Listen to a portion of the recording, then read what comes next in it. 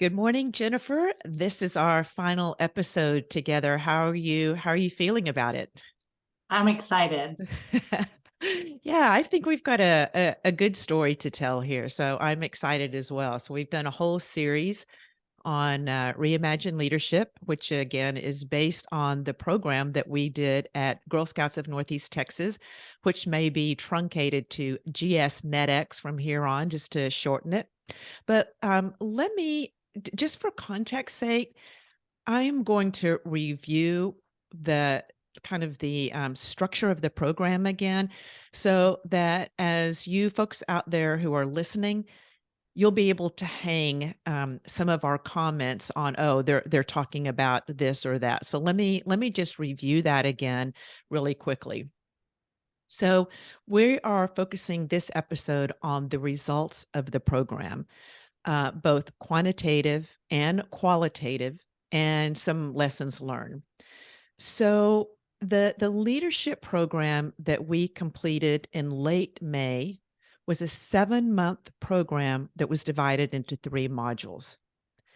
Module 1 focused on the individual, and there we focused on mindsets and raising self-awareness. We introduced the concept of leading above the line, which was based in the book, The 15 Commitments of Conscious Leadership. And by the way, I did an interview with Jim Fallon from Conscious Leaders Group. And so if you want to listen to the Leading Above the Line episode, that's there.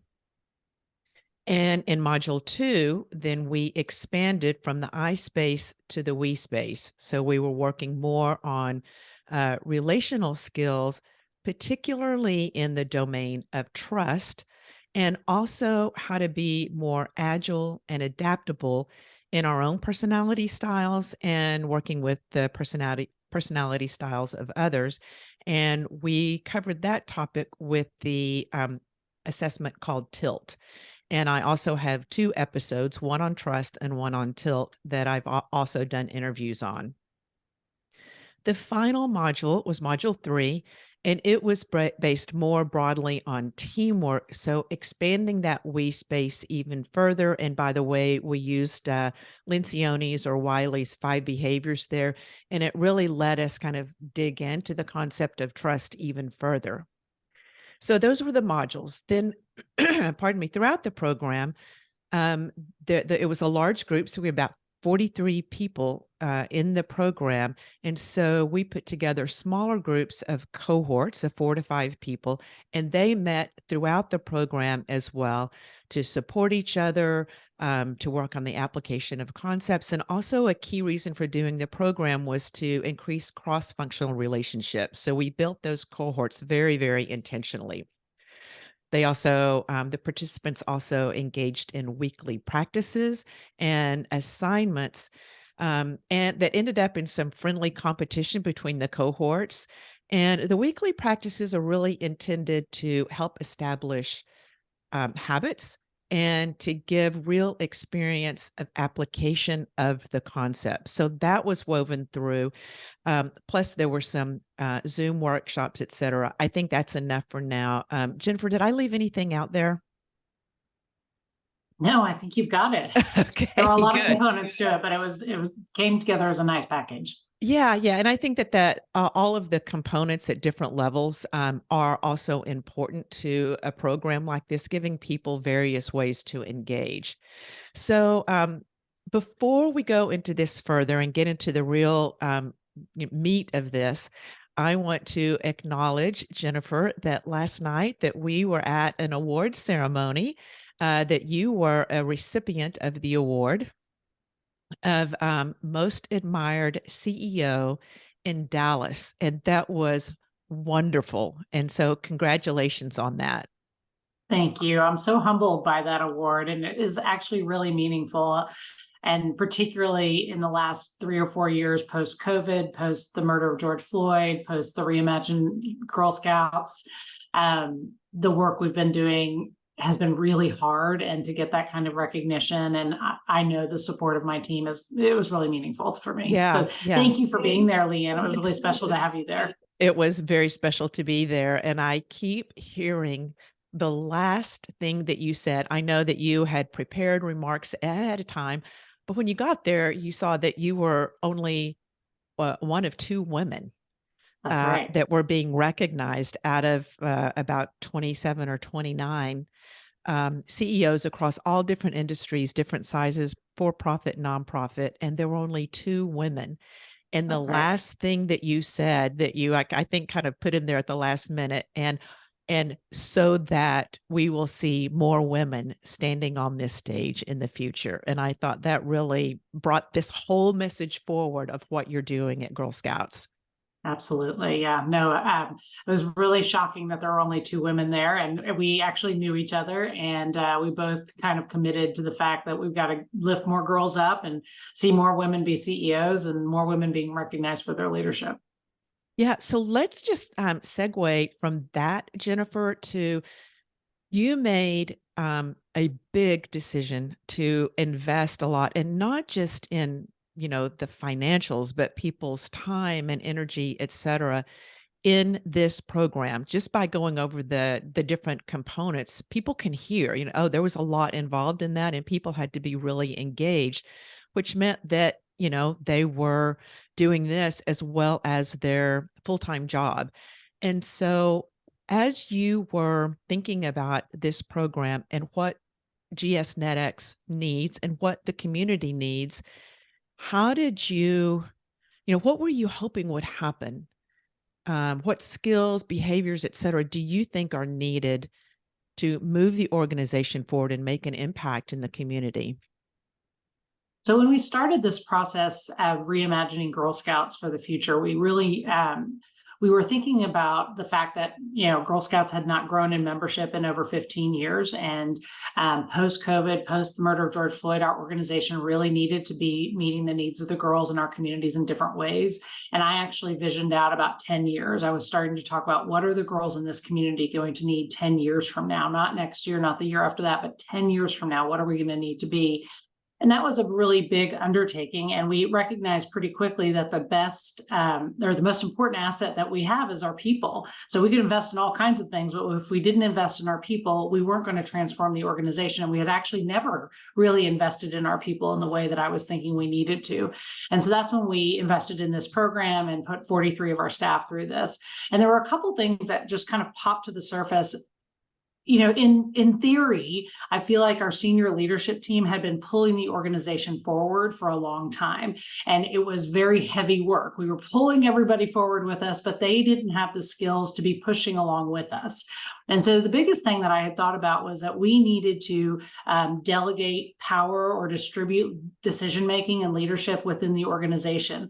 We needed to lift up the middle part of our organization and allow them to have the authority and the accountability to make decisions to run the organization the way it needed to be in the future. If what I really thought was that 10 years from now, if it was just the top 5 or 6 people, making all the decisions, we were not going to be an effective organization. And so I wanted our staff to be able to think critically, to problem solve, to have trust with one another, to collaborate, to be held accountable, to be have the authority to make decisions and the confidence to make decisions, to talk straight to one another so that they could actually get through conflict. So those were some of the things that I really recognized. But the biggest part of that started with delegating leadership into the organization and Mhm. not just holding it at the top.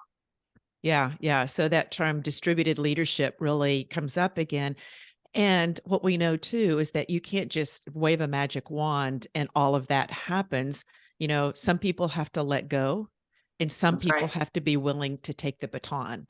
And And the there letting is go, I would argue, is equally difficult, if not more difficult, than absolutely. the giving people the power. And I think it was interesting. My leadership team struggled with letting go at first, and I had to constantly talk to them about delegating, delegating, delegating.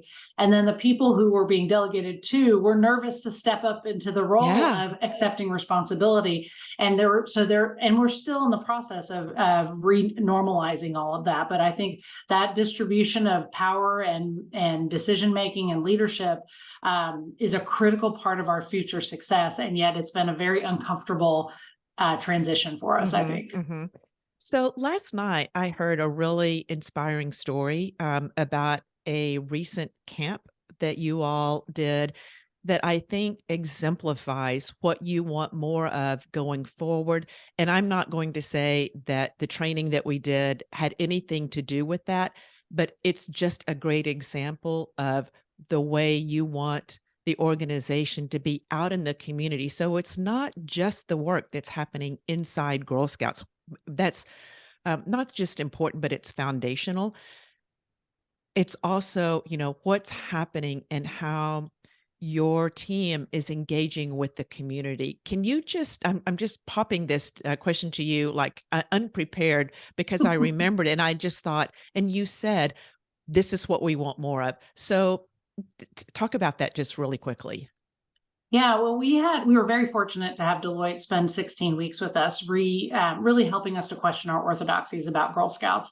And we hired a social innovation consultant to go into Southern Dallas and really start to find out what does that community that is powerful in their own right, but certainly underrepresented in our number of Girl Scouts that we served. What do they think about Girl Scouts of Northeast Texas? And they came back and said, look, we don't know you, we don't have access to you, and we don't trust you. Mm, And what we had been doing for 111 years was showing up and saying, here's Girl Scouts, take it or leave it. And that community was saying, no, what we want you to come in is what we want from you is to come in and respect our traditions, respect our legacies, respect our power, and then co-create something with us for the girls in our community. And we were not trained to do that. And that was a big reason for investing in our staff was if that is the future, if that's the definition of what being in community is, we weren't prepared to do that. We didn't have the mm. relational skills. We didn't have the patience or the listening skills or any of that to be able to show up in community differently.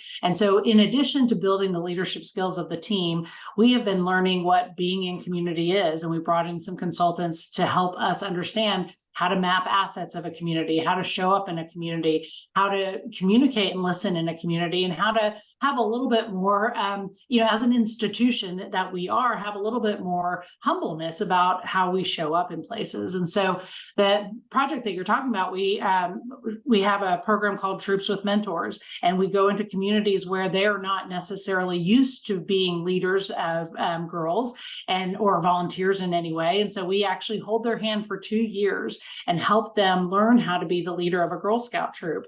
And in Southern Dallas, we partnered with one of the organizations that eats, lives, and breathes all the things in Southern Dallas called Four Oak Cliff. And it's an organization that has a presence in that community, is trusted in that community. And so we partnered with them and we're able to bring together about 100 girls to go to our very first day camp in that community. Most of the girls had never camped before, and they got to do archery and arts and crafts and go swimming. And they had they made s'mores. I mean, just so much fun over the course of several days. And it was just a huge success because we actually stopped and listened to what they needed and what they wanted before we ever designed the program. And we worked hand in hand with them. We worked hand in hand with organizations the community trusted. And it just helped us to show up differently and in a more trusted way. And that's how I want us to show up in every community. And so we're now learning, in addition to investing in our staff, we're learning how to show up in communities differently, deliver programs differently, reimagine our spaces, engage with communities. All these things are changing because we're trying to think of what are the systemic barriers to engaging in Girl Scouts that have been there for 111 years. How do we untangle those? How do we undo those? And then present ourselves in a trustworthy way. And the ultimate goal is to serve more girls and more communities in more inclusive ways and to engage with communities that in the past have had no access to us, they didn't know us, or they didn't trust us. And so that's what we're trying to turn upside down. Yeah, so if you're listening, you can't see the big smile on my face as I'm listening to Jennifer. I'm thinking to myself, and this is why you get the most admired CEO award. That is so inspiring. And the creator of that camp was actually in the Reimagine Girl Scouts Leadership Academy. She was beaming last Yes. night. She, Yeah. just her experience of being there doing that, and the fact that you all did have leaders come forward. It really speaks to the listening and the humility. In module 1, we talk about mindsets like knower and learner and fixed and growth. And if you go in to any community or any situation, thinking that you know the answers and that you're kind of fixed and kind of fragile, like get really defensive if people push back, you cannot build community. And so No. it sounds like that your team was really out there living these ideas or ideals, whether they learned it, no matter how it happened, that's what they were doing. And that's a huge win. It's definitely been a process, and I think it's a process, learning about what equity and inclusion is. It's a process to be able to be respectful of communities that look differently from your own. It's a process to, really listen in a way that's active listening versus Hmm. just passive listening. And it's a process to question our own orthodoxies and also to let go of things that we think to be true when in actuality they don't have to be true. Something Yeah. else could be true that could be more inclusive and more equitable for the community that we want to serve. So I'm really proud of how we're starting to show up now. The big question is, how do we scale that? And Yeah. so that's what we're working on over the next 3 years is we did it in a small community, a small little area. How do we scale that to every community we show up in? And that's what I'm hoping this work will lend itself to do. Yeah, yeah. So, and I hope, Jennifer, that, the whole intent of this program is to help make more of that happen. And That's right. so the results are in. Uh, this is the first time that I have had the opportunity to do so much evaluating of a program.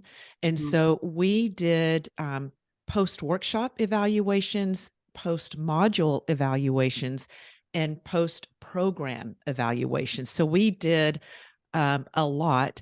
And that was made possible. And Jennifer's grinning at me because I was kind of grumpy about all this evaluating at the beginning. But I'm very, very like so happy that we have this data now because it Yeah. does tell us a lot. And in case you're wondering if we just made up some questions and threw them out there, we didn't. So there is a very, very talented individual at GSNetX named Rhonda Williams. She has a PhD in curriculum and instruction with a minor in research and analysis and like an undergrad and master's in mathematics. So she's really mathy, smarty person.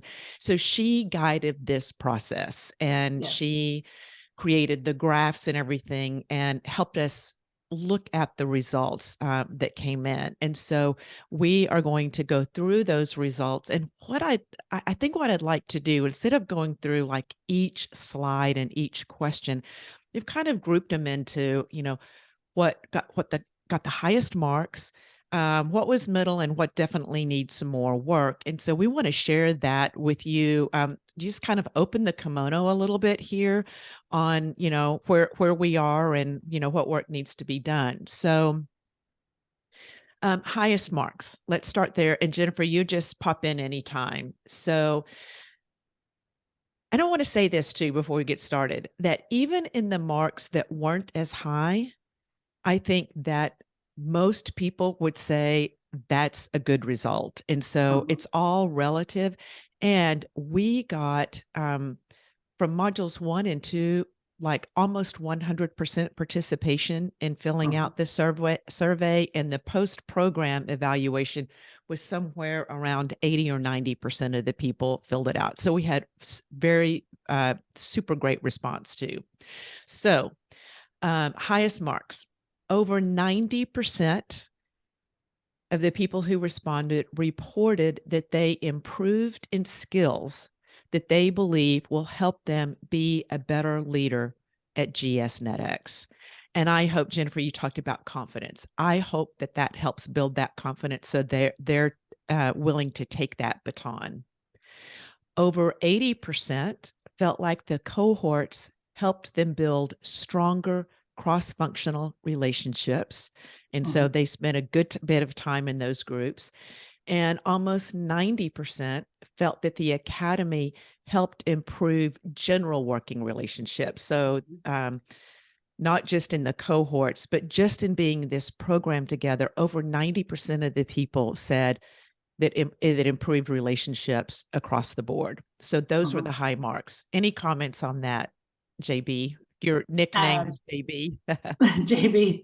I'm not surprised to see these results. This is what I had been hearing in the organization, and I'm seeing, quite honestly, that people are using their skill set differently. You know, they're bringing the skills that they learned in the Leadership Academy to work, and they're using it.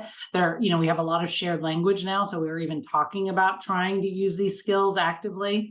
I've also heard a lot of people talk about relationships within the organization and how, you know, in the cohorts they really got to work with people. We actually, I don't know if we wanted to say this, but we actually put people together where we knew there was conflict early on, because we felt like putting them in a cohort together would give them an opportunity to work together and ease some of that tension.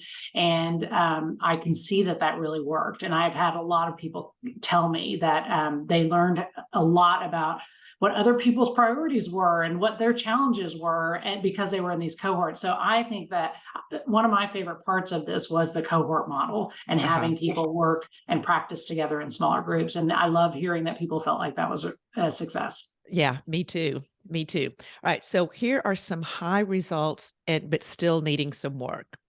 So when we ask if actual cross-functional collaboration, not just the relationships, but are people actually collaborating better, is improving, the number dropped from like 90% with, relationships improved to about 70%, saying that the actual work of collaboration is getting better. So 70%, which is still a fantastic number, say it is improving. But if you look at the data and the charts and graphs, you can see that there's a little more weight in the middle. So a little bit more ambivalence there. So Yeah. still, that's an area. And by the way, you can't do any kind of like development program and have it just like magically like result in all the numbers pointing straight up, because a lot of this happens, um, the rubber meets the road when people are trying to get work done together and working through competing commitments, et cetera. But I'm still super happy with that 70% mark. Yeah, um, and I think also that people are still, you know, that's something that's going to come with practice. And I think that people are still trying to define for themselves, what does collaboration mean versus communication, right? Like, I told you this was happening is not the same thing as working together toward a common goal. And I think institutionally, we also are looking at what are the barriers to collaboration that we've created in processes. So, for instance, we have teams that actually compete with one another to recruit girls, and we were talking about what do shared goals look like, and we've never done that before. And that's a piece of it that I think would have to shift within the organization's processes in order to support collaboration amongst people. So I'm really pleased with those numbers. I'm not at all disappointed. I just yeah. think we're always going to be on a learning journey to be better. So Yeah, and there were both modules 2 and module 3, the conversation about perhaps misalignment of goals and yeah. competing commitments, which is exactly what you're talking about, that came up. And so again, just the value of having people in the room together for a full day and experiencing, doing experiential activities where these things come up, because we did simulate, particularly in the second module when we were doing the trust work, we simulated some competition and what decisions do people make when push comes to shove, when they're given the option to work for the best thing for their team or what's Right. best for the organization. And so some of that came up, and it was really beautiful that the conversations happened there. Yeah, I think Yeah. so too. And in the domain of trust, which we all know is foundational, over 70% feel that trust has improved Mhm. because of the program. Again, with more being in the slightly agree. So when I'm saying 70 or 90%, I'm combining strongly agree and slightly or somewhat, yeah, strongly agree and agree or somewhat degree. I'm putting those together. But like in this question about trust, there was more in that would be like on a scale of 1 to 5, it would have been a 4. Right. Yeah, Yeah. I think there's some feeling of, well, let's see what happens. That Yeah. there's a potential for more trust, but let's see what happens. Yeah. But I think, trust doesn't just show up, right? You've got to have the skills to achieve trust. And so in some case, I'm thinking of one of our participants who was in a position where people kept missing deadlines on her, and now she has the skills to say, just straight talk with them and say, look, when you miss a deadline, this is what it does to my work, right? This is how it impacts me. And so over time, she can have enough of those conversations that she can build trust, but the trust doesn't show up overnight. Yeah, and that, straight talk, it speaks to, accountability, agreements, conflict, which were all in this kind of third area, which was, improving but still needing work as well. So, here's where, there may need more attention. So, productive conflict.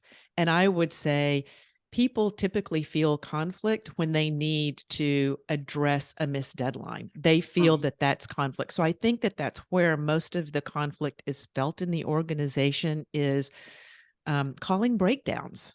I Mhm. thought we had this agreement, et cetera. So, And I think um, because we are a largely female led organization, also a nonprofit organization, we tend to avoid conflict as best yep. we can. So, this is, I think, a big interesting learning from the Leadership Academy for our staff was that conflict is not all bad, that Hmm. conflict can be productive. And so, some people who avoided conflict like the plague are now leaning into conflict and having conversations that they never would have had. And I heard participants say, I thought I was doing the right thing by always being nice and never causing conflict. And I've realized I've caused problems around me because I wasn't having the conflict. So for me, I think this is going to be one, just the nature of our organization, nonprofit, female led. It's going to be one that's going to take us time to get through. But I think we have to start using the skills that we've been given.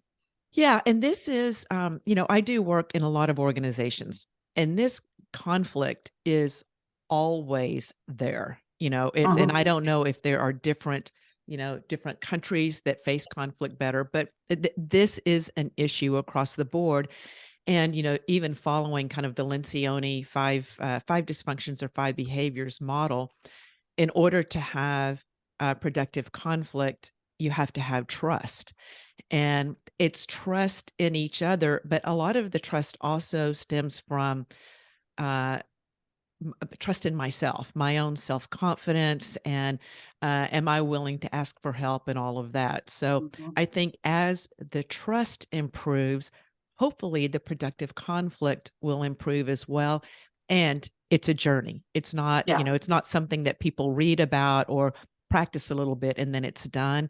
It takes kind of everybody moving in the same direction. So there's what did we say? Closer to 50% say that the organization is better at productive conflict.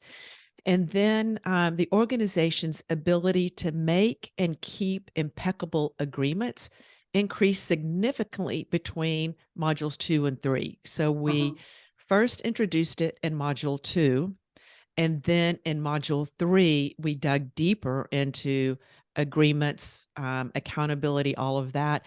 And we asked the same question after module 2 and module 3, and we could see that trending upward. So again, it's going in the right direction. I hope people will just keep hanging in there because it's uncomfortable, so people Yeah. have to tolerate their own discomfort there. And so, and in that vein, 90% or nearly 90% of the people said that it's improving. So Yeah. it's trending up, and 90% say it's improving, and it's not where they want it to be yet, which is also a tide. We talked about accountability. So again, 70% say the organization is getting better at holding each other accountable. And it's weighted more toward the, somewhat agree than strongly agree. And so Mhm. the numbers go down a little bit there. It's still a great number and it's trending in the right direction. And so, anything else, Jennifer, that you want to say about the accountability piece? Yeah, I think one of the tools that I think we learned during the Leadership Academy was how to say no, which is an important part of being accountable, right? I think in Yeah. the past, staff have not felt empowered to say no to things or to create barriers or boundaries, I mean, to create boundaries. And so now they are saying, look, sure, I can do that, but here's the thing that is not going to get done because I committed to that. And so having that conversation, I think, is the end result of that conversation feels like more accountability. Mhm, mhm. Yeah, that I'm so glad that you brought that up because that again, the descriptions that you stated earlier about being, mostly female, mission-based, organization, that the tendency is to say yes to anything because you don't want to say no, that's conflict or that's rude or whatever, however we were brought up. Right. But the truth is that we can't get it all done. That's And right. so let's say, let's make a choice and be really mindful about what we're saying yes to. So I'm glad that that's showing up. And, people have to deal with the discomfort too of disappointing someone, the person that they're saying no to, or that they're saying, I need to renegotiate this because so then there's that, that ongoing relationship tension. But over time, that tension builds trust.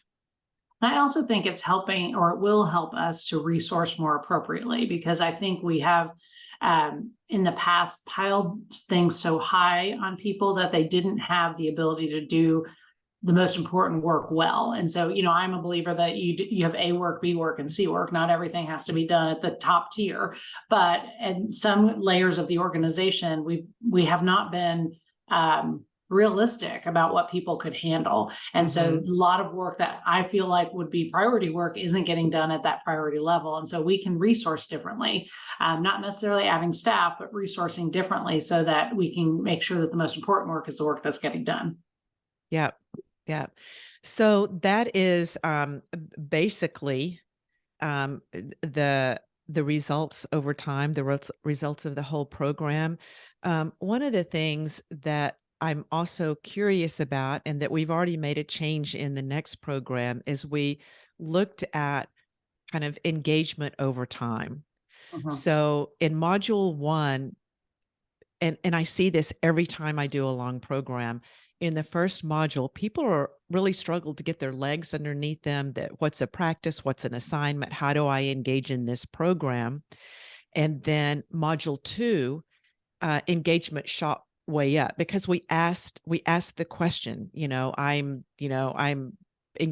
fully engaged in all aspects of the program. And I think people gave really honest self ratings. And so module 1, wasn't low, but it wasn't high either. And Mhm. then after we gave Academy Awards to people who were really contributing strongly to the organization and to their cohorts, the numbers went up. Module 2 had really, really high engagement. And then module 3 dropped again. And that there's a lot that goes on in your organization in the month of April, Mhm. starting in the month of April. And it's always busy, but there are certain things. And so one of the things that we've done with the next program is to be done with all of the content and the assignments by the end of March. And so we'll be able to see, does that help engagement in that third module when they're not really being pulled by, just their work responsibilities? Yeah, I think we set expectations on the front end. I set expectations on the front end that this was a priority project. So this trumped anything else you were doing because the investment in our people was important and it was real. And this took priority over anything else that you might be doing. So we expected you to be at the all day sessions. We expected you to be at all the different activities, and anything else you have on your plate needed to come second.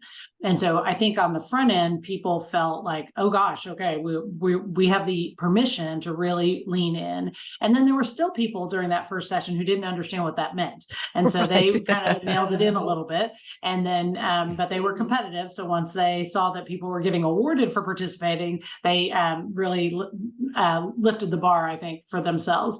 And then for sure, our organization gets very busy in the spring. And even myself, I was being stretched and I wasn't able to keep up with the work at the level that I was in module 1 and module two during module 3. And that's when we kind of said, you know what, I think if we do this again, we need to be done earlier in the year because it's just too hard to manage all of that. Not that it was easy in the first 2 modules. It is a commitment of time and it is time, but we were very clear that the time was worth spending. And so our staff did feel, and I was in those sessions with them too, as the CEO, and my whole leadership team was there. So, I never like to say that I'm busier than anybody else, but they could see that if it was worth my time, it should be worth their time too. Yeah, and which I I want to. It's a great transition to why we think this worked, but we are going to move the start date up by a month and the Mhm. end date by a month as well, and see if that relieves some of the tension in this next group. So I want to kind of be sure and talk about in the old days, I don't know what people call it now, but we called it critical success factors. What were the Mhm. CSFs or whatever of, what made this program successful? And I'm going to chalk it up and I'm going to say this program was successful. I think that Yes. it really I think it did what it was intended to do. And Jennifer, the role modeling that you and your team did, it is irreplaceable, because your executive team, were in all of the workshops. Um, you all actually had some of the highest engagement scores, so you were actually doing the work. The dates stuck the whole time. The only date that we changed was commencement date. And that's because so many of your team were going to be out preparing, either preparing for or already in summer camps. Yeah. And so that is the only date that changed throughout the whole program. And we had lots of different dates. And you and your team really showed your commitment to the program by doing the work yourself and by keeping the dates. Yeah, I think so.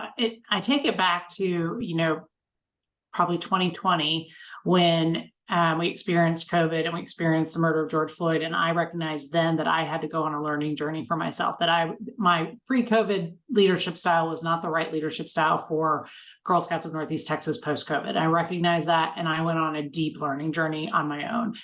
And I kept talking about that learning journey that I was on with my staff, my direct reports, and that I expected that they also needed to go on a learning journey because Girl Scouts had to be a different organization coming out of all of this. And so when we started the Leadership Academy, I was still on that learning journey. And I said, look, this is going to be as hard on us as a leadership team as it is on anyone else in this organization, because not only are we asking them to step it up and change their leadership style, I'm asking you to do that. And I had been telling my direct reports, look, we have to delegate power. We've got to delegate decision making. I've been saying that for months before we ever started this program. So when the program started, I was very clear that we had work to do as our own team. Individually, I had conversations with my staff, and then as a group, I was very clear that this was part of our own opportunity to learn and develop and grow. And so we all took it very seriously. And I think we all very much felt the aches and pains of growing and learning just like everyone else did. Mhm. And so, yeah, it was priority project. We didn't miss anything if we could help it. Our cohort was some of my leadership team members, and we had, it was blood, sweat, and tears in those meetings, right? We were really working through the tension of learning and growing and agreeing and disagreeing. And, it was hard and it was painful, but it was important that we showed up because I wanted the team to see that we were also making the changes that we needed to make. Mhm, mhm. So, if we just kind of go back and forth, so that was my number one thing is the sponsorship was 100% there. From your perspective, what was critical to the success of the program? I think there are a couple things that are really important. I think the timing on this was just perfect, right? We had gone through this strategic planning work Mm, and we knew we had to be a different organization. So rethinking our culture, reinvesting in our staff, all for a purpose, right? It wasn't just out of the blue that we were doing this for no reason. It was because girls need us to be a different organization 10 years from now. What are we going to do to become a different organization? It has to start with us. So I think that knowing the why on the front end was really an important piece of this, and having the strategic plan to tie it in too mhm. meant that we knew what skill sets we needed to focus on. It wasn't just willy-nilly, let's be better leaders. It was, there are some things that we are scoring poorly on, and we know we've got to invest in those key areas. So you built these modules around those skill sets that we most specifically wanted to develop. I think the relationship between me and you was a critical part of this too. I mean, I've known you for, let's see, since 2015 Yeah. and 2014 maybe. And so it's been almost 10 years. And you and I have been talking about, kind of theoretically what something like this could look like for a long time. And for it to finally have us to have the resources and the time and the need all kind of coming together at once was really great. But I think if I had just picked up the phone and called some random person to come facilitate it for us, it wouldn't have had the magic that it did. You knew us, you knew me, you knew sort of the vision for this, and that was really powerful. That we had that you and I had a partnership like that. I think that relationship was really great. Yeah, I actually Uh, described this as a, heavenly partnership. I mean, it's yeah, just been so, um, spot on, like we first of all, I think we have respect for each other, and when you would say something like, "Yeah, I this doesn't feel right to me, I need to go off and think about it." We just said, "All right, when do you wanna come back and we'll talk about" and there were times when we both had to say, "Yeah, we need to pull back here and think about this and then reengage," and we gave ourselves space, to do that, and again, the priority that you put on this, like, we met almost every week yeah, throughout the whole program just for 30 minutes. What are mhm, you hearing? What do you need to be ready for? All of that was happening. And so you and I and Bemnet met regularly throughout the program with these touch bases, which I thought was critical. And then Bemnet and I also met with Mora, your mhm. EA, which EA didn't even, she's like, I don't even know how to Master of the describe. universe. She is master of the universe. She is amazing.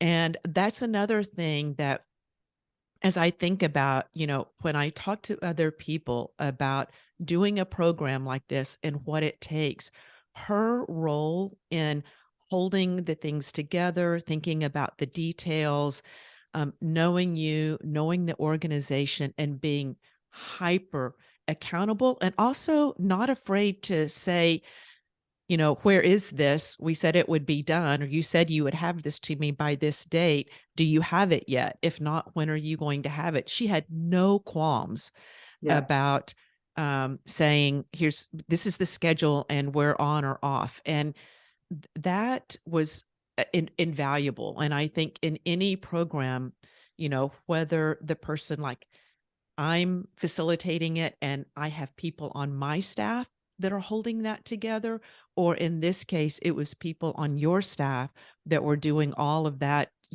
really heavy lifting of holding things together, making sure that we had space, we had, all the materials were delivered and delivered on time and that they looked a certain way and we had the right food and AV, I mean, she was just invaluable. And I think it reminds me of kind of, Priya Parker's The Art of Gathering. She was Mhm. there making sure that the container and the table was set. And it Yeah. was so important. No, Maura is the best, and she really did take care of us and make sure that we were focused on the learning, and she made sure we had the environment for that.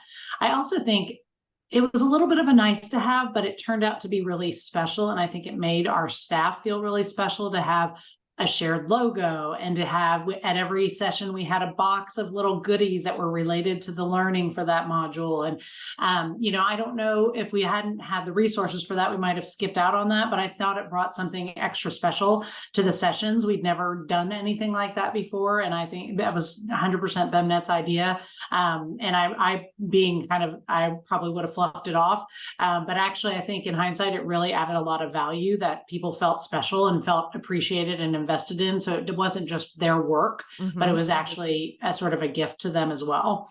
I thought that was really neat. And then the other thing is just that we created an environment that said this was important, and it was sort of an ecosystem of learning. And so people also had the flexibility to sort of come and go as they needed to. So there were weeks when people could lean in all the way, and there were weeks they could lean out a little bit.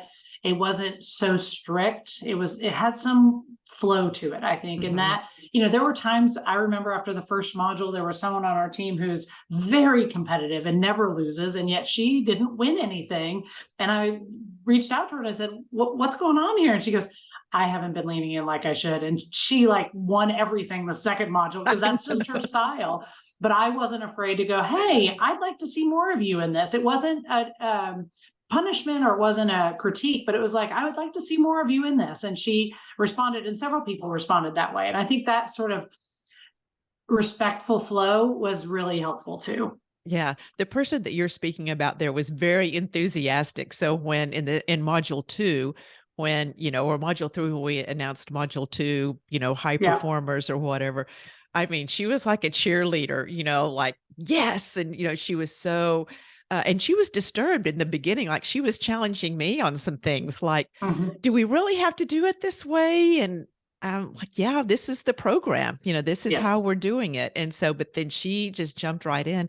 And there was another person who is a little more quiet, that once she got it, Mhm. she was 100% in. But that there's some wobbliness in the beginning, because we do ask people to like follow a tracker, and like, Right. here are the practices that we want you to do, and people are like, where is this, and blah blah. So that's one of my goals, is to how to reduce that time, Yeah. that people are getting up to speed, because that the content in that first module is really important. It's all Yeah. the self-awareness stuff. And when people have, they're just, when they're having a hard time getting up to speed in the very beginning, they kind of lose out on that. So that's one of my goals for this next one, is how do we help people get engaged fully sooner? And I think one way to do that is by using our alumni and having Mhm. them lean in and talk about the parts that were so impactful to them. And I think most of them would say that first module. I have been through a number of leadership programs, so I know that self awareness stuff, and I've done all the assessments and all that kind of stuff. So, and I still learned something. I'm not suggesting that I didn't learn something, but I already knew how important that first module would be. And most of our staff had never gone through something like that. So Yep. it was a massive aha for them. And I'm thinking of one of our participants who completely was shocked by the assessment, and actually went to her husband and said, "Is this me?" And he was like, "Yeah." And at first she was like embarrassed that that was her style, which, by the way, her style is very similar to my style. And then after going through the module, she was like, I realized I didn't have to be embarrassed, but that I needed to figure out how to use my strengths and my weaknesses to benefit me better. And so now she's embracing it, because I was like, look, you're just like me, so don't be embarrassed of it. It's good, but you have to understand how to use those powerful strengths that you have, right? And so she had never done anything like that. It was a huge aha for her. And I think that was really empowering and amazing to watch. Yeah, and I think that kind of speaks to the orientation of how we talked about everything here, was that it was, we all have strengths. And Mhm. even in the conflict avoidant piece, your organization has a lot of strength in humanity, Mhm. and caring and harmony. And so that's a strength, but just like any strength, when we overplay it, it becomes a weakness. That's right. And then when you have, like in your organization, most of the people, and we're talking now about like the tilt, the personality assessment, Mhm. there was a large group of people in one particular style, which is more cautious and risk averse and all of that. And then only 4 people in the whole organization that have your style, which Mhm. is, fast moving, makes decisions very easily, is willing to experiment and all of that. And it's one thing when you're the CEO and you're Jennifer Bartkowski to have that style. It helps people give something to follow. But if you're not in that position and you have that style and you're amongst a bunch of other people that are more conflict avoidant and, risk averse and, very harmonious, it can feel like a rub. And That's so right. for everyone to hear that that style is like, we probably could use some more of that style at Mhm. Girl Scouts of Northeast Texas and across, across every organization, quite frankly, is to have more of that high impact decision making, faster moving, risk tolerant kind of style. But what's interesting is that, my whole career, I have been fast decision maker, driving forward, move quickly. And there's a lot of power in that. And I've had a lot of success because of it. But I've also been quite disruptive in cases where I might not have needed to be so disruptive.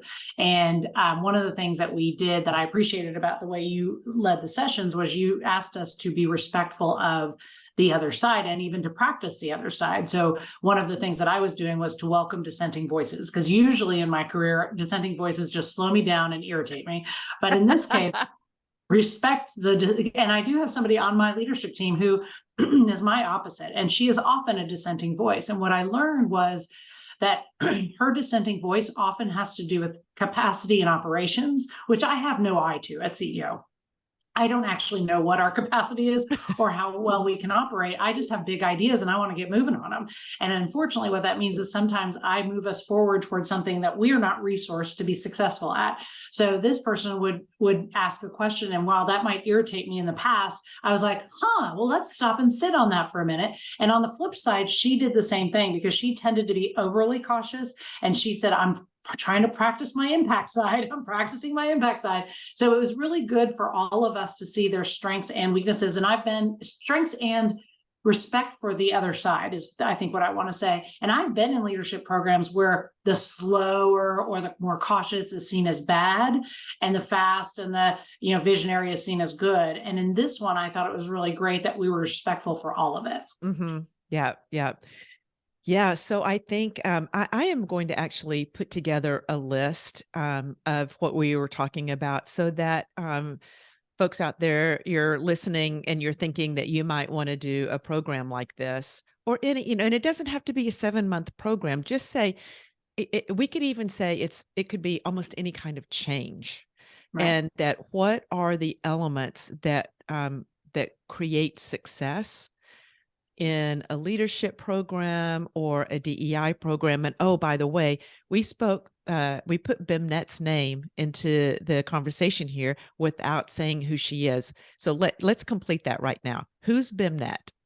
Bemnet Mashisha is my vice president of community culture and inclusion. And I hired her in January of 2021 to lead our DEI work. And her responsibility has become broader. She's now responsible for community engagement and culture within the organization.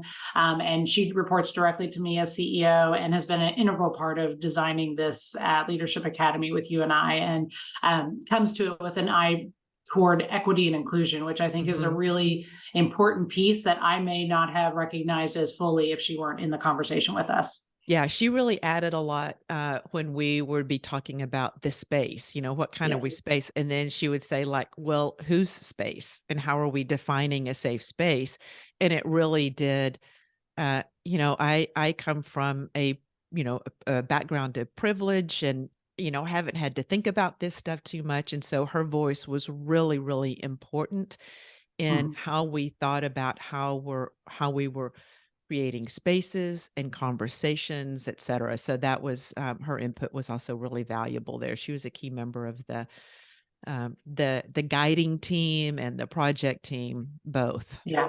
Absolutely. In fact, I considered her my co-chair for this work. So, Yeah, and yeah. introducing it to the organization and executing on it. And also, I thought she was really helpful, along with Chris Lopez, in determining how we choose people to participate, because we really did want it not to be a top-down approach, but a more inclusive approach across the organization. And that turned out to be one of the smartest things we did. Yeah, and there is a we recorded a whole episode with Chris Yeah. Lopez on talking about, how do people get chosen for leadership programs or any opportunity, kind of how to think about that, and she had Yeah. some really, really great insights there as well. Um, so this closes out our final conversation. We're going to get to begin again in a few months with the second program, and bring forward what we learned here. And also, I know that we're in conversations of how do we keep the not just the momentum going, but the impact going. So And the if practice going. yeah, yeah, all of that, so that the learning doesn't stay back as part of the program, or the learning can stay there, but that we keep on applying it. I'm so glad that we're doing another program so that we can engage some of the alumni as mentors in this next program, and then start embedding the practices more into daily, project management or collaboration or whatever those things might be.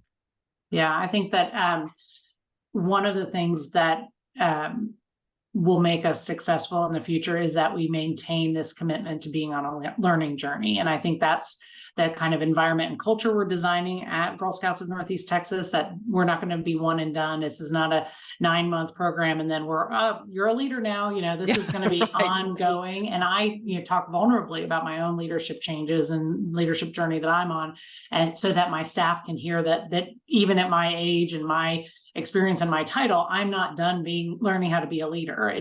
The environment has changed, so I have to learn new things. And by continuing to provide programming and what we've been calling tune-ups for our alumni, that they can constantly check in. Plus, a number of the cohorts are continuing to meet, Yeah. including my cohort is continuing to meet to hold ourselves accountable and talk about the things that where we're strong or where we're not as strong, what we need to continue to work on. So I hope that this is a cultural change in the organization, that we embrace this learning journey for forever. Yeah, I think that you're pointed in the right direction. Anything else? What do you want to say in closing our final episode of this series? Well, I think the greatest investment you can make in an organization is in its people, without question, in its people, in its culture, in its development, its leadership. By investing in your people, that's the only way you can change the institution itself, right? And because it's those people who are going to change processes, it's those people who are going to reimagine spaces, it's those people who are going to engage with customers differently. And I'm so grateful that we got to make that kind of investment. We're not a large nonprofit organization, but a nonprofit organization nonetheless. And we were very fortunate to have the investment of Mackenzie Scott in our organization that made this possible. But even in hindsight, I think I would have tried to find the resources to do this anyway, because it is that powerful and that impactful. And I think that transformational.